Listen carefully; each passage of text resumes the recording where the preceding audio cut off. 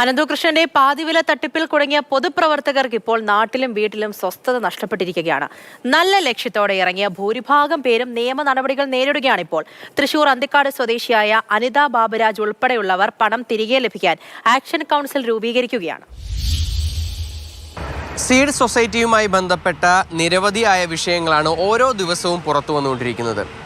ഇതിൽ പണം നൽകിയവർ മാത്രമല്ല ഇരയാക്കപ്പെട്ടവർ. ഈ സൊസൈറ്റിക്ക് പല ജില്ലകളിൽ നേതൃത്വം നൽകിയ ആളുകളൊക്കെ തന്നെ ഈ ഒരു തട്ടിപ്പ് അറിയാതെയാണ് ഇതിൽ ചെന്ന് ചാടിയത്. അങ്ങനെയുള്ള നിരവധിയായ പൊതുപ്രവർത്തകർ ഉൾപ്പെടെയുള്ളവരാണ് ഇതിൻ്റെ ഇരകളായിരിക്കുന്ന മറ്റൊരു വിഭാഗം. അന്തിക്കാട് സ്വദേശിയായ അനിത ബാബുരാജ് ജനപ്രതിനിധിയായിരുന്നു. കൂടാതെ സർക്കാരിൻ്റെ വിവിധ പദ്ധതികൾ ജനങ്ങളിലേക്ക് എത്തിക്കാൻ വിവിധ വകുപ്പുകൾ മുഖേന പ്രവർത്തിച്ചും വരികയായിരുന്നു. അതിനിടയിലാണ് സീഡ് സൊസൈറ്റിയെക്കുറിച്ച് അറിയുന്നത്. പ്രാഥമിക അന്വേഷണത്തിൽ മുഖ്യമന്ത്രി ഉൾപ്പെടെയുള്ള സമൂഹത്തിലെ ഉന്നതർ അനന്തകൃഷ്ണന്റെ വിവിധ പദ്ധതികളുമായി അനുഭവം പ്രകടിപ്പിച്ചതായി മനസ്സിലായി. ഇതോടെ നാട്ടിലുള്ളവർക്ക് ഉപകാരമാകട്ടെ എന്ന് കരുതി പെരിങ്ങോട്ടുകരയിൽ സീഡ് സൊസൈറ്റി തുടങ്ങിയതാണ്. സൊസൈറ്റി ആക്ട് പ്രകാരമാണ് നമ്മൾ ഈ ഒരു സൊസൈറ്റി ഫോം ചെയ്തു. അതിൻ്റെ എല്ലാ റൂൾസ് ആൻഡ് റെഗുലേഷൻസും വെച്ചുകൊണ്ട് നമ്മൾ പെരിങ്ങോട്ടുകര ബ്ലോക്ക് ഓഫീസിന് സമീപത്ത് ഒരു ഓഫീസ് തുടങ്ങുകയും ജൂലൈ 14 നമ്മൾ ഇനോഗ്രേറ്റ് ചെയ്തു. പക്ഷെ നമ്മളിവർ തെറ്റിദ്ധരിപ്പിച്ചത് എന്താണെന്ന് വെച്ചാൽ CSR ഫണ്ട്, ആ CSR ഫണ്ട് ഇപ്പം ഞങ്ങളെ സംബന്ധിച്ച് ഞങ്ങൾ തൃശ്ശൂർ വടക്കേ സ്റ്റാൻഡ് പണിതുള്ളത് CSR ഫണ്ട് ഉപയോഗിച്ചിട്ടാണ്. അപ്പോൾ ഇതൊക്കെ നമ്മുടെ കണ്ണിലുണ്ട്, നമ്മൾ പൊതുജനത്തിനോട് പറയുന്നുണ്ട്. ഇക്കഴിഞ്ഞ ഡിസംബർ മാസം വരെ ലാപ്ടോപ്പും മൊബൈൽ ഫോണുകളും ഉൾപ്പെടെ 100 കണക്കിന് ഉൽപ്പന്നങ്ങൾ പകുതി വിലയ്ക്ക് അംഗങ്ങൾക്ക് നൽകി. ഡിസംബർ അവസാനത്തോടെ നിരവധി ആളുകൾ സ്കൂട്ടർ വാങ്ങാനായി പകുതി പണം നൽകി. പക്ഷേ ജനുവരിയോടെ പ്രശ്നങ്ങൾ ഉടലെടുത്തു തുടങ്ങി.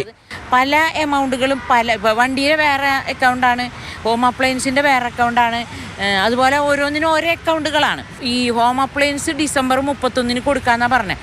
അത് കിട്ടാൻ ഇങ്ങനെ ബുദ്ധിമുട്ട് വന്നതോടുകൂടി ഞങ്ങൾ ഈ 2 വീലറിൻ്റെ രജിസ്ട്രേഷൻ നിർത്തി കളഞ്ഞു. എല്ലാം നൽകിയത് സാധാരണക്കാരായ ജനങ്ങൾക്ക് മാത്രമാണ്.